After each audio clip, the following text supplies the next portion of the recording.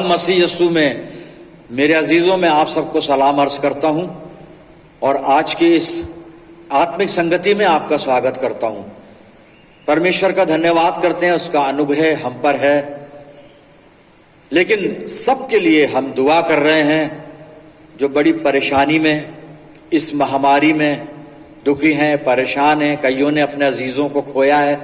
सबका दर्द हमारे दिल में है और हम सबके लिए दुआ कर रहे हैं। अजीजों, आज परमेश्वर ने मौका दिया बैठ के संगति करें ऑनलाइन एक बार फिर से। आज जो कलाम का हिस्सा है, आप पुराने नियम में एजरा की पुस्तक खोलें, अपनी बाइबल में 8 अध्याय 21 पद से 23 पद मैं आपके सामने पढ़ देता हूं अपनी बाइबल में से। आप अपनी बाइबल में देखिएगा। एजरा 8 21 से 23 पद। तब मैंने अहावा के दरिया पर रोजे की मनादी कराई ताकि हम अपने खुदा के हुजूर उससे अपने और अपने बाल बच्चों और अपने माल के लिए सीधी राह तलब करने को फिरौतन बने, क्योंकि मैंने शर्म के बाइस बादशाह से सिपाहियों के जत्थे और सवारों के लिए दरख्वास्त ना की थी ताकि वो राह में दुश्मन के मुकाबले में हमारी मदद करें, क्योंकि हमने बादशाह से कहा था कि हमारे खुदा का हाथ भलाई के लिए उन सब के साथ है जो उसके तालिब हैं, और उसका जोर और कहर उन सब के खिलाफ है जो उसे तर्क करते हैं। सो हमने रोजा रखकर इस बात के लिए अपने खुदा से मिन्नत की और उसने हमारी सुनी। खुदा की बरकत उसके पाक कलाम के पढ़े जाने और सुने जाने पर हो, आमीन। आइए हम अपने आप को तैयार करें इस कलाम को समझने के लिए और दुआ करें। खुदावंद मसीह यस्सु में हमारे प्यारे आसमानी बाप, बड़ी हलीमी और फिरूतनी के साथ हम सब तेरे बच्चे तेरे पाक कदमों पर सरनिगू हैं और ये वक्त है तेरे जिंदा और मुबारक कलाम पर मनन करने का। प्यारे खुदावंद, इसके लिए हमारी इंसानी अक्ल और दुनियावी इल्म ये काफी नहीं है। हम मिन्नत करते हैं, हम में से हर एक को पाक रूह का मसा अता फरमा कि पवित्र आत्मा की अगुवाई में होकर हम तेरे पाक कलाम को और तेरे पाक कलाम के जरिए से तेरी पाक मर्जी को, तेरे बड़े फजल को, तेरी मोहब्बत को और तेरी कुव्वत को समझने और पहचानने वाले हों, और खुदावंद तेरी पवित्र इच्छा अपनी जिंदगियों में पूरी करें। पिता परमेश्वर, जब तक हम तेरी संगति में हैं, तेरे हमारे बीच में कोई तीसरा आने ना पाए। हमारी तो उससे दरख्वास्त है कि अपने पाक फरिश्तों की सेना का बाड़ा हमारे चारों तरफ बांध, प्रभु के शैतान की कोई शक्ति हमें तेरी संगति से किसी भी तरह अलग ना करने पाए। खुदावन, हम सब अपनी जिंदगियों को और अपने आप को तेरे इख्तियार में देते हैं और इस दुआ को बड़े ईमान के साथ, फिरूतनी के साथ तेरे प्यारे इकलौते बेटे और अपने नजात दहिंदा खुदावन यीशु मसीह के जिंदा और मुबारक नाम के वसीले से मांगते हैं। सुन और कबूल कर ले, आमीन। अजीजों, एक बार फिर परमेश्वर का धन्यवाद करते हैं अच्छे समय के लिए। खुदावंद का पाक कलाम हमारे सामने है और इस पर मनन करने के लिए परमेश्वर ने हमें इस योग्य किया है और पवित्र आत्मा की अगुवाई हमें प्रदान की है, सामर्थ हमें दी है। पाक रूह हम सबके साथ है कि कलाम हमें समझाए। एजरा की किताब के 8 अध्याय के 21 से 23 पद मैंने आपके सामने पढ़े थे और मैं इसका 22वां पद फिर से दोहराना चाहता हूं। आप अपनी ही बाइबल में देखिएगा, क्योंकि मैं उर्दू की बाइबल इस्तेमाल करता हूं। आप अपनी बाइबल में देखिए, एजरा 8 अध्याय 22 पद। इसको थोड़ा सा ध्यान में रखेंगे, फिर इसी पर आज बातचीत करेंगे। एजरा कहता है, क्योंकि मैंने शर्म के बाइस बादशाह से सिपाहियों के जत्थे और सवारों के लिए दरख्वास्त ना की थी ताकि वो राह में दुश्मन के मुकाबले में हमारी मदद करें, क्योंकि हमने बादशाह से कहा था कि हमारे खुदा का हाथ भलाई के लिए उन सब के साथ है जो उसके तालिब हैं, और उसका जोर और कहर उन सब के खिलाफ है जो उसे तर्क करते हैं, उसे छोड़ देते हैं, उससे दूर हो जाते हैं। एजरा नबी नबी तो नहीं कहेंगे, बाइबल बता रही है एजरा लेवी वंशी है, खुदा की संगति में रहता है और ये याजक है, और ये इस्राएली लोगों को लेकर बाबुल से यरूशलेम की तरफ रवाना हुआ है।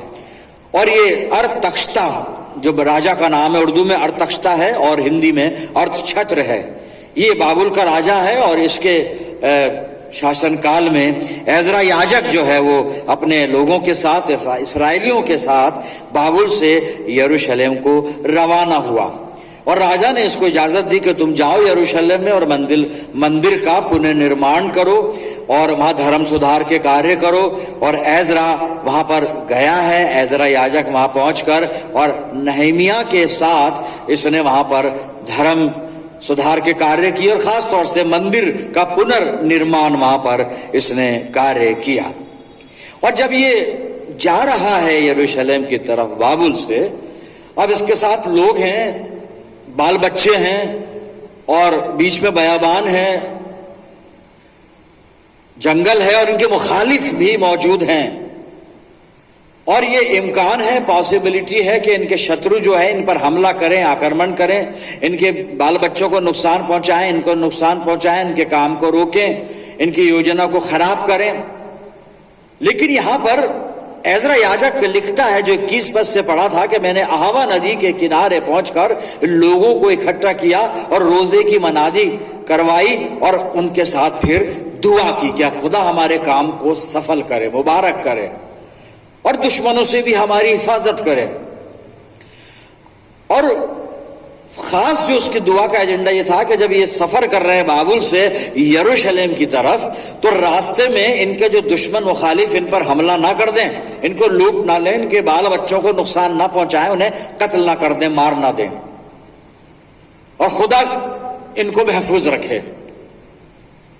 लेकिन वो ये भी बता रहा है, जो 22वां पद उसने कहा है यहां पे जो लिखा हुआ है, वो कहता है क्योंकि मैंने शर्म की वजह से बादशाह से और शत्रु से मैंने ये निवेदन नहीं किया कि हमारे साथ सैनिकों के जत्थे भेज हमारी हिफाजत के लिए, कि वो राह में, बयाबान में, जंगल में दुश्मनों से हमारी हिफाजत करें।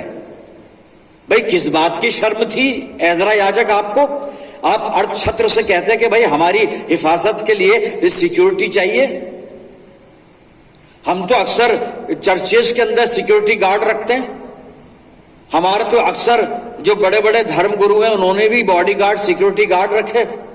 लेकिन यहां पर एजरा याजक कुछ और सिखा रहा है अपनी कौम को और आज हमको। वो कह रहा है कि मुझे शर्म आई राजा से ये बात कहते हुए कि मुझको सैनिकों के जत्थे दिए जाएं मेरी हिफाजत के लिए, मेरी रक्षा के लिए, मुझे शर्म आई। एजरा याजक आपको क्यों शर्म आई? अरे पूरी दुनिया सिक्योरिटी का इंतजाम रखती है, पूरी दुनिया हिफाजत करती है, और अब तो दुनिया की तो हम छोड़े, अपनी बात कर रहे हैं। हम अपनी हिफाजत रखने के लिए हम घर से बाहर जाते हुए भी डर रहे हैं, पड़ोसी से बात करते हुए भी डर रहे हैं। अगर कोई हमारा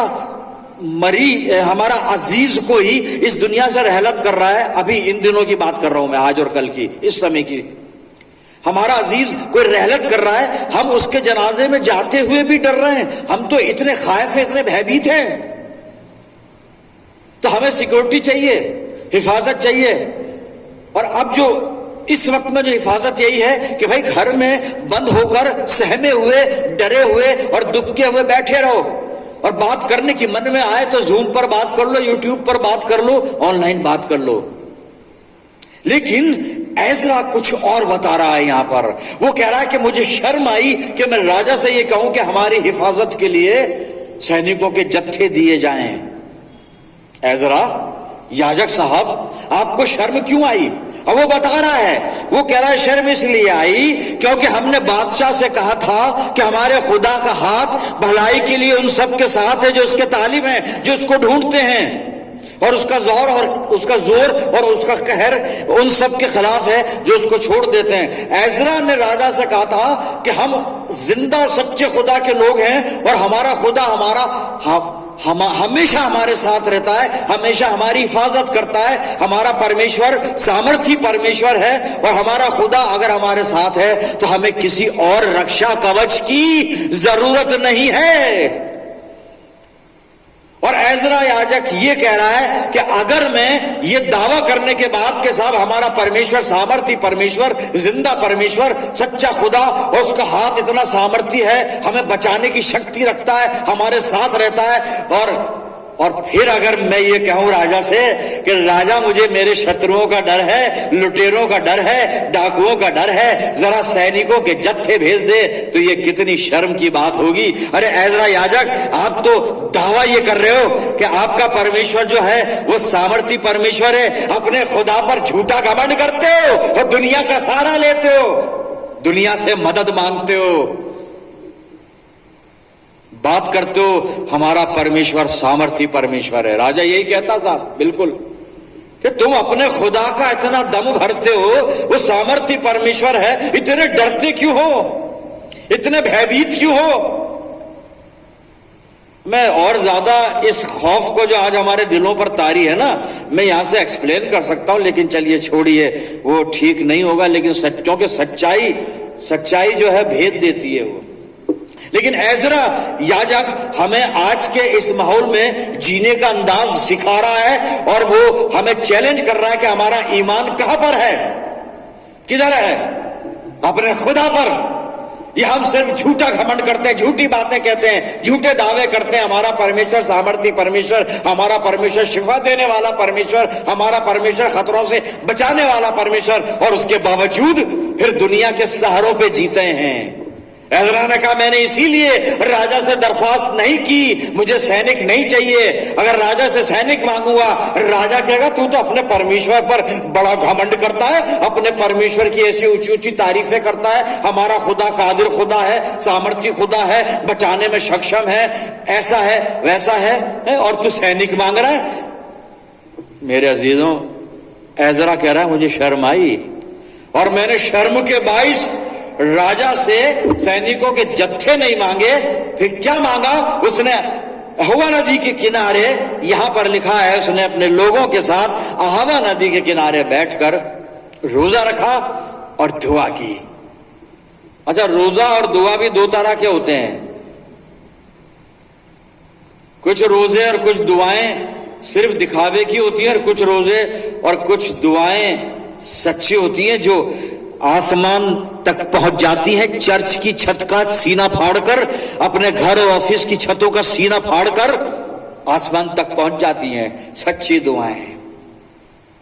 अमूमन हमारे साथ प्रॉब्लम यह है, हमारी दुआएं चर्च की छत से टकराकर, घर की छत से टकराकर, ऑफिस की छतों से टकराकर वापस आ जाती हैं। एजरा याजक कह रहा है मैं खुदा की गैरत उसके दिल में है, एक पवित्र जलन है। वो कहता है शर्म के बाइस, अरे अन्य जाति ये ना कहें कि तुम झूठा घमंड अपने खुदा पर करते हो, या तुम्हें बचा नहीं सकता तुम्हारा परमेश्वर। इस गैरत के साथ याजक एजरा जो है वो अहवा नदी के किनारे दुआ कर रहा है। मेरे प्रियजनों, हमें एजरा याजक से सीखना है आज की दुआ कैसे करनी है, किस फीलिंग के साथ, किस कैफियत के साथ प्रार्थना करनी है। और कहा क्या है हमने अन्य जातियों में? हमारा खुदा सच्चा खुदा, जिंदा खुदा, बचाने वाला खुदा, शिफा देने वाला खुदा। फिर डरते क्यों हो? नहीं मांगी सेना एजरा ने, चल दिया दुआ करके और पहुंच गया मंजिले मकसूद तक मेरे अजीजों, ताकि अन्य जातियां ये ना कहें कि भाई तुम्हारा खुदा क्या तुम्हें बचा नहीं सकता, इतना दम भरते हो, इतना घमंड करते हो। एजरा ने कहा मैंने राजा से सैनिक नहीं मांगे मैंने। अजीजों, मैं अपने परमेश्वर पर किस तरह का भरोसा ऐसे माहौल में, आज की जो सिचुएशन है, कर रहा हूं मैं। खुदा हर चीज से हमें सिखाता है, खुदा की हर बात में मसलहत होती है, भेद होता है। मैं रेफरेंस बाइबल से आपके साथ शेयर करूंगा, और आप न्यायियों की पुस्तक को खोल लें और 7 अध्याय इसका निकाल लें आप अपनी बाइबल में। और यहां पर गिदोन जो है मिद्यानियों से लड़ने जा रहा है साहब। अब ये लड़ने चला, और जब लड़ने चला तो इसने अपने साथ 32,000 योद्धाओं को ले लिया। 32,000 सैनिक गिदोन के साथ हैं। अब न्यायियों 7, 2 और 3 पद में पहले पढ़ता हूं। तब यहोवा ने गिदोन से कहा, जो लोग तेरे संग हैं वो इतने हैं कि मैं मिद्यानियों को उनके हाथ नहीं कर सकता, नहीं तो इस्राएल ये कहकर मेरे विरुद्ध अपनी बड़ाई मारने लगेंगे कि हम अपने ही भुजबल के द्वारा बचे हैं। इसलिए तू जाकर लोगों में ये प्रचार करके सुना दे, जो कोई डर के मारे थरथराता हो वो गिलाद पहाड़ से लौट कर चला जाए। तब 22,000 लोग लौट गए और 10,000 रह गए। 32,000 थे, 22,000 चले गए डर के मारे, अब 10,000 बाकी रह गए। अब क्या हुआ?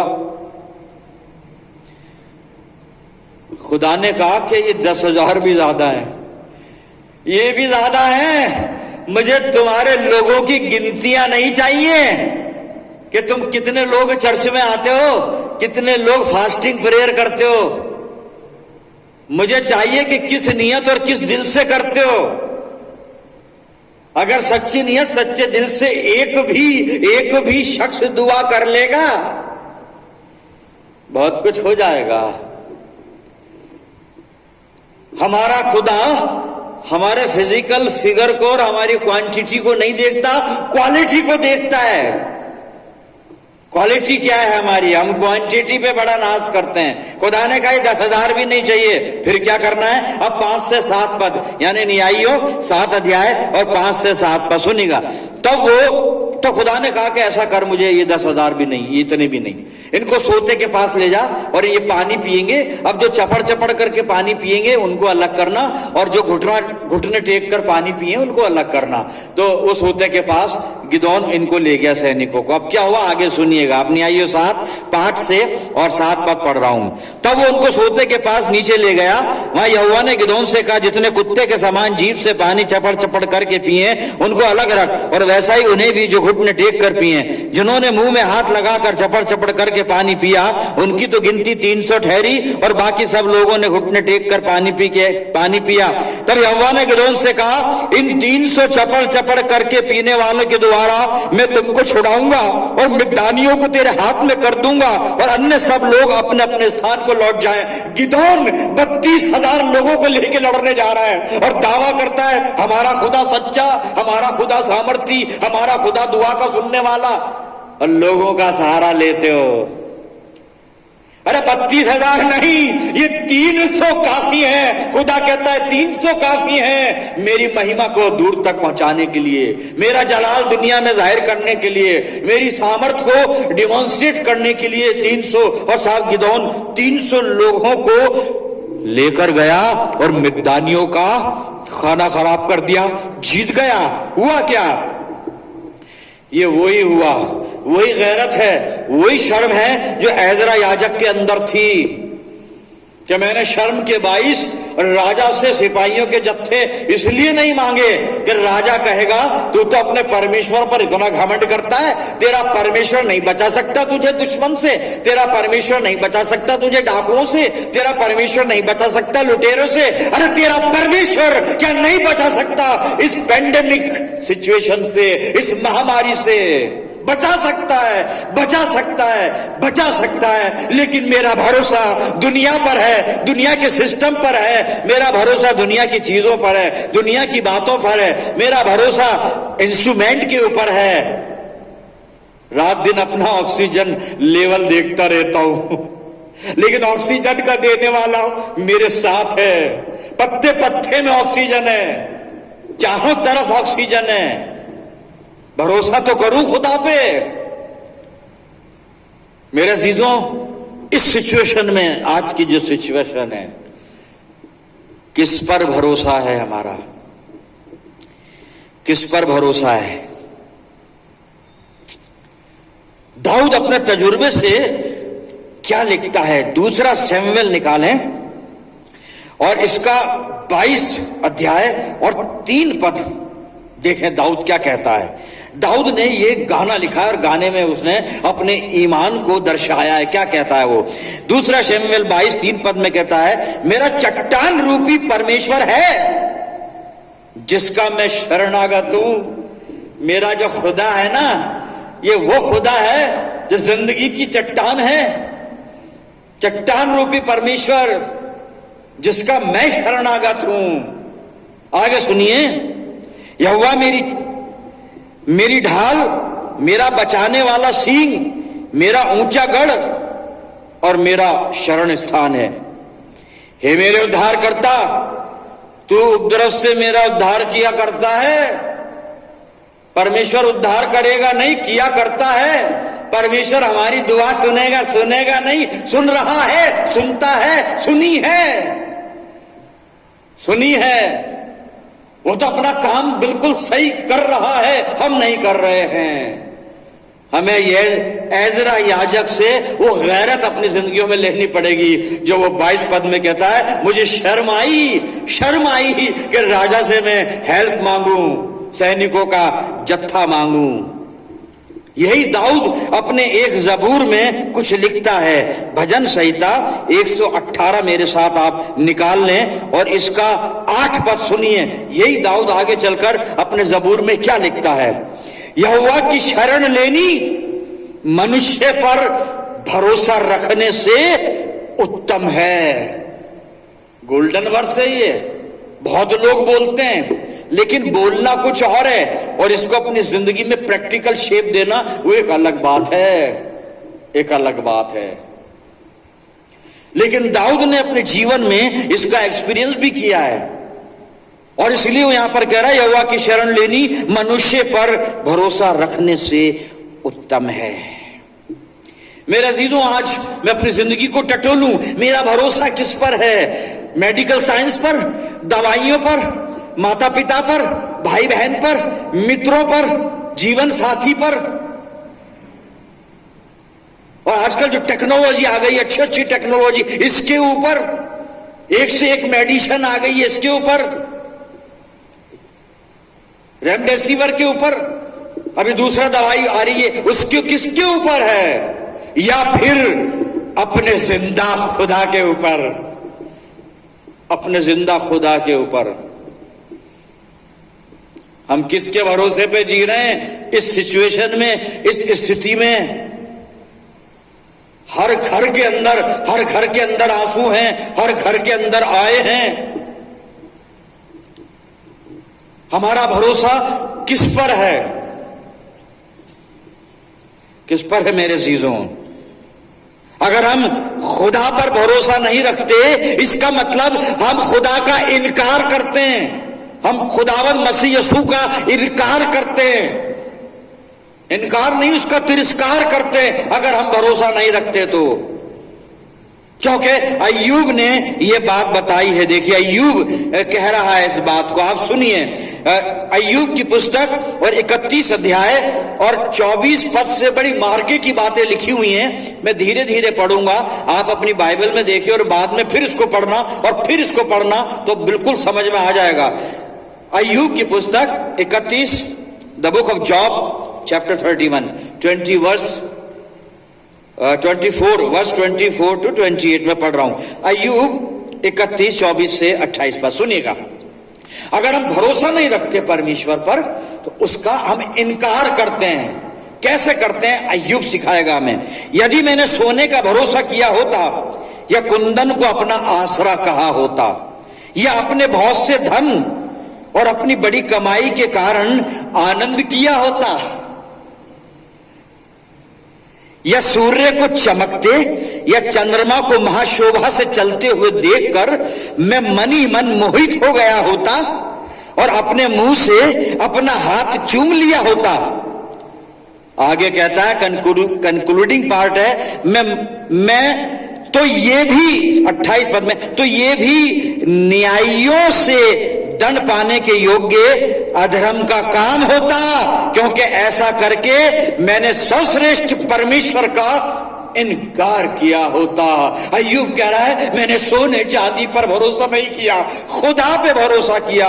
मैंने अपनी बड़ी कमाई पर भरोसा नहीं किया, मैंने अपने आनंद पर भरोसा नहीं किया, मैंने सूर्य पर चांद पे भरोसा नहीं किया, मैं किसी पर मोहित नहीं हुआ, मैंने अपने हाथों को नहीं चूमा, अपने ऊपर घमंड नहीं किया।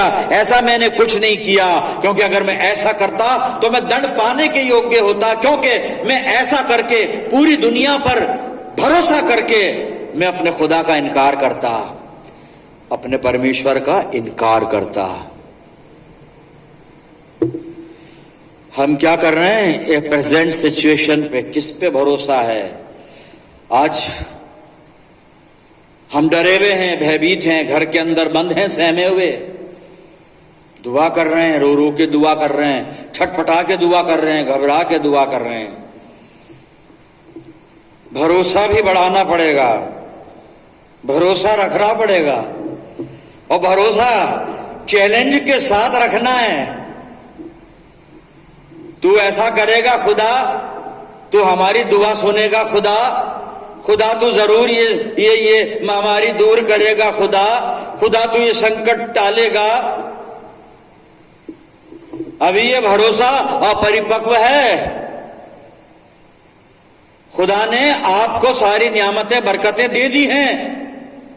परमेश्वर मेरे साथ है, मेरा परमेश्वर अब नहीं, अब परमेश्वर में होकर मैं करूंगा, मैं करूंगा। मैं कैसे करूंगा? ये मैं घमंड नहीं कर रहा हूं, ये मैं नहीं कर रहा हूं।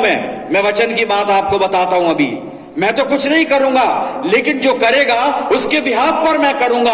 अब क्या करूंगा मैं, और हम क्या कर सकते हैं? सुनिए पौलुस की गवाही। पौलुस क्या गवाही देता है? फिलिप्पियों की पत्री 4 अध्याय 12 और 13 आयत सुन लीजिए। फिलिप्पियों 4 12 और 13 रिकलेक्ट कर लें बात को। एजरा याजक राजा से हेल्प नहीं ले रहा है, शर्म आती है। शर्म क्यों आती है भाई एजरा? कि शर्म इसलिए आती है, हमने उसको कहा हमारा खुदा जिंदा खुदा, हमारा खुदा सच्चा खुदा, हमारा खुदा सामर्थ्य खुदा। अरे वो हमारी हंसी, अपने खुदा पर इतना घमंड करते हो, हेल्प हमसे ले रहे हो, निवेदन हमसे कर रहे हो। और इसके बाद नए नियम में पौलुस क्या कहता है मेरे प्रियजनों? वही बात जो मैं की बात आ रही है, या मैं नहीं है, मैं के पीछे कोई और है, कोई और है। सुनिए पौलुस फिलिप्पियों 4 12 और 13 पद क्या कहता है? मैं दीन होना भी जानता हूं और बढ़ना भी जानता हूं, हर एक बात हर और सब दशाओं में मैंने तृप्त होना, भूखा रहना और बढ़ना घटना सीखा है। 13वीं आयत में कहता है जो मुझे सामर्थ्य देता है उसमें मैं सब कुछ कर सकता हूं। जो मुझे सामर्थ्य देता है उसमें मैं सब कुछ कर सकता हूं। मेरा यीशु मसीह मुझे सामर्थ्य देता है, मैं यीशु मसीह में सब कुछ कर सकता हूं, मैं सब कुछ कर सकता हूं। मेरे अजीजों, आज इस प्रेजेंट सिचुएशन में इसी ईमान के साथ हमें जीना होगा कि जो हमें सामर्थ्य देता है हमारा खुदा, हमारा खुदावन मसीह यीशु, उसमें हम सब कुछ कर सकते हैं, हम सब कुछ कर सकते हैं। निराश मत होइए, डिप्रेशन में मत जाइए, भयभीत मत होइए, सच्चे दिल से दुआ करिए। बस दिल सच्चा हो, दिल सच्चा होना चाहिए, दिल सच्चा होना चाहिए, ईमान पुख्ता होना चाहिए और खुदा की बात पे भरोसा होना चाहिए। यही पौलुस लिखता है मैंने 3 बार रो रो कर दुआ की, मैंने 3 बार रो रो कर दुआ की, 3 बार रोकर दुआ की। सिखाया जाता रोकर दुआ करो, लेकिन यहां तो कुछ और तस्वीर सामने है। वो कहता है मैंने 3 बार रोकर दुआ की, तो मसीह यीशु कहता है क्या रोता रहता है? माई grace is sufficient for you, मेरा फजल तेरे लिए काफी है। रोने की जरूरत कहां है? उसके फजल पे भरोसा तो रखें। और उसी तजुर्बे के बाद फिर पौलुस लिखता है जो मुझे सामर्थ्य देता है मेरा यीशु मसीह, उसमें मैं सब कुछ कर सकता हूं। आखिरी हवाला पढ़ूंगा, आपके साथ शेयर कर रहा हूं। बस इतना करना है, हमें इतना काम करना है, सिर्फ इतना करना है, इतना काम करना है मेरे अजीजों। इब्रानियों की पत्री 12 अध्याय पहली और दूसरी आयत सुन लीजिए। करना क्या है इस प्रेजेंट सिचुएशन में, ताकि हमारे दिल से भी ये दावा निकले कि जो मुझे सामर्थ देता है उसमें मैं सब कुछ कर सकता हूं। जी इब्रानियों 12 1 और 2 पर सुनिए। इस कारण जबकि गवाहों का ऐसा बड़ा बादल हमको घेरे हुए है, तो आओ हर एक रोकने वाली वस्तु और उलझाने वाले पाप को दूर करके वो दौड़ जिसमें हमें दौड़ना है धीरज से दौड़ें। और दूसरे पद में कहता है और विश्वास के कर्ता और सिद्ध करने वाले यीशु की ओर ताकते रहें। सिर्फ यीशु की ओर ताकते रहें, दुनिया की ओर मत ताकना मेरे अजीजों, इधर उधर मत ताकना। बहुत सारी चीजें आ रही हैं सोशल मीडिया पर, बहुत सारी टीचिंग्स आ रही हैं, बहुत सारी ट्रेनिंग भी आ रही है। उल्टे लेट के सांस लो, सीधे बैठ के सांस लो, ऐसा कि कहीं मत ताकना भाई, इधर उधर मत ताकना, मत ताकना कहीं भी। ताकना तो सिर्फ यहां ताकना, बाइबल कहती है विश्वास के कर्ता और सिद्ध करने वाले यीशु की ओर ताकते रहो। खुदा करे हमारा डेस्टिनेशन, हमारी मंजिल, हमारा लक्ष्य, हमारा टारगेट सिर्फ हमारा प्रभु यीशु मसीह हो, क्योंकि यही प्रभु यीशु मसीह है जो हमें भी ताकत देगा और हम भी कह पाएंगे प्रेजेंट सिचुएशन में जो मुझे ताकत देता है मेरा यीशु मसीह, उसमें मैं अपने प्रभु यीशु मसीह में सब कुछ कर सकता हूं। और यकीनन प्रभु यीशु मसीह में हम सब कुछ कर सकेंगे। प्रियजनों, अपने आप को इस ईमान के साथ खुदावन मसीह यीशु के पास लेकर चलें। आइए दुआ मांगे। खुदावन हमारे प्यारे आसमानी बाप, बड़ी दीनता नम्रता की आत्मा में होकर धन्यवाद से भरे हुए दिल के साथ हम तेरे कदमों पर हैं। तूने हमें आज ये कलाम दिया है जिसने खुदावन हमारी रगों में एक उत्साह का संचार किया है। प्रभु जी, हमारे ईमान को 100 गुना बढ़ा दिया पिता परमेश्वर। जब ये आवाज हमारे कानों में आई कि जो मुझे सामर्थ्य देता है उसमें मैं सब कुछ कर सकता हूं, और जब ये आज्ञा हमें मिली कि केवल विश्वास के कर्ता और सिद्ध करने वाले यीशु की ओर ताकते रहें। हाँ प्रभु यीशु मसीह, हम तेरी ओर ताक रहे हैं, हम तेरी ओर ताक रहे हैं। हमारे ईमानों को मजबूत रखना और हमारे विश्वास की रखवाली करना। प्रभु जी पिता परमेश्वर, हम प्रार्थना करते हैं इस कठिन समय के लिए और सब कुछ तेरे हाथों में सौंपते हैं। हम ज्यादा कुछ तुझसे बात नहीं करते क्योंकि तुझे सब पता है। हम अपने आंसुओं को तेरे सामने नहीं गिनेंगे क्योंकि तू हमारे आंसुओं को जानता है। हम अपने दर्द का बखान तेरे सामने नहीं करेंगे कि तुझे मालूम है कि हम किस दर्द के साथ जी रहे हैं। सब जानता है तू, क्योंकि हमसे प्यार करता है। बस सिर्फ अपने आप को हम तेरी अधीनता में दे रहे हैं प्रभु, ताकि ये कांटा तेरे अनुग्रह के द्वारा निकाला जाए। अपनी जिंदगियां तुझे सौंपते हैं पिता परमेश्वर। अपनी पूरी कम्युनिटी के लिए दुआ करते हैं। अपनी कम्युनिटी पे अपना रहम बना के रख प्रभु जी। सब कलीसियाओं पर तेरा फजल रहे। अपने पूरे देश के लिए दुआ करते हैं प्रभु जी, हमारे देश पर अपना अनुग्रह करना। अपने अपने हम जिस शहर में रहते हैं अपने अपने शहरों के लिए दुआ करते हैं पिता परमेश्वर, हम पर अनुग्रह करना। अपने गुनाहों को हम मान रहे हैं प्यारे खुदावन, हम माफी नहीं मांग रहे, हम दंड मांग रहे हैं प्रभु जी। ये तो अन्याय होगा हम गुनाह करते रहे और तू माफ करता रहे। नहीं प्रभु, हमारे गुनाहों का दंड दिया जाए ताकि ये सारा संकट जो मेरे पापों की वजह से पिता परमेश्वर आज बहुत से लोगों पर है वो दूर हो जाए। मैं वो योना हूं कि मेरे कारण जहाज के दूसरे लोग भी बेवजह डूब रहे हैं। पाप तो मैंने किया प्रभु, भागा तो मैं हूं, अन्य लोगों ने कुछ नहीं किया। हम योना है प्रभु, हमें माफ करना, हम पे रहम करना, दंड हमें देना प्रभु, ताकि ये संकट टल जाए। हम जानते हैं प्रभु, अगर तू हमें उठाकर भी फेंकेगा तो तूने पहले से हमारे लिए वो मछली तैयार कर रखी है जो हमें बचा लेगी। पिता परमेश्वर अपने आप को तेरे चरणों पे रख देते हैं और ये दुआ बड़े विश्वास के साथ तेरे प्यारे इकलौते बेटे अपने उद्धार करता प्रभु यीशु मसीह के जिंदा और मुबारक नाम के वसीले से मांगते हैं। सुन और कबूल कर ले, आमीन।